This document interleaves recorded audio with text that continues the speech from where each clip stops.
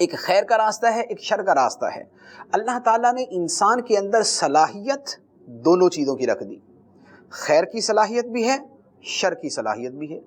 بندہ نیکی بھی کر سکتا ہے، گناہ بھی کر سکتا ہے، وہ رحمان کی بندگی بھی کر سکتا ہے، وہ شیطان کے نقش قدم پہ بھی چل سکتا ہے، وہ صالحین کا طریقہ بھی اختیار کر سکتا ہے، اور وہ فاسقین کے زمرے میں بھی داخل ہو سکتا ہے۔ اللہ تعالیٰ نے دونوں چیزوں کی صلاحیت بندے کے اندر رکھی۔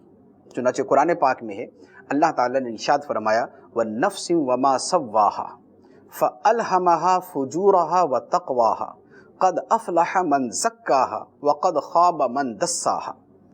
ارشاد فرمایا کہ نفس کی قسم، اللہ تعالیٰ فرماتا ہے نفس کی قسم، اور اس کی جس نے نفس کو ٹھیک کیا، جس نے نفس کو درست بنایا، یعنی اللہ تعالیٰ فرمایا فَأَلْهَمَهَا فُجُورَهَا وَتَقْوَاهَا، اللہ تعالیٰ نے نفس کو اس کا فجور اور اس کا تقوی، یعنی اس میں برائی کی صلاحیت اور اس میں نیکی اور تقوی کی صلاحیت دونوں الہام فرما دی۔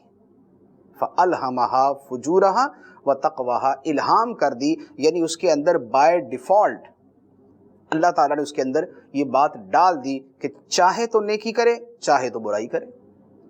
اب دونوں صلاحیتیں ڈال دی ہیں، ان دونوں صلاحیتوں کے بعد آگے کیا ہے؟ فرمایا قد افلح من زکاہا، جس نے نفس کا تزکیہ کر لیا، نفس کو پاک کر لیا، برائیاں نفس سے ہٹا دی، نفس کی شرارتوں سے بچ گیا، تو فرمایا جس نے نفس کا تزکیہ کر لیا قد افلح، وہ کامیاب ہو گیا۔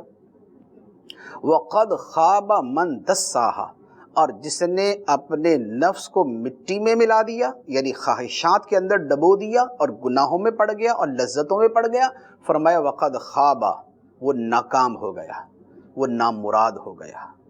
تو یہ اللہ تعالیٰ نے چونکہ دنیا کو دارالامتحان بنایا ہے، جو اس نے اپنی حکمت بیان فرمائی ہے، تو اب اس کے اعتبار سے لوگوں کے اندر دونوں طرح کی صلاحیتیں بھی پیدا فرمائی۔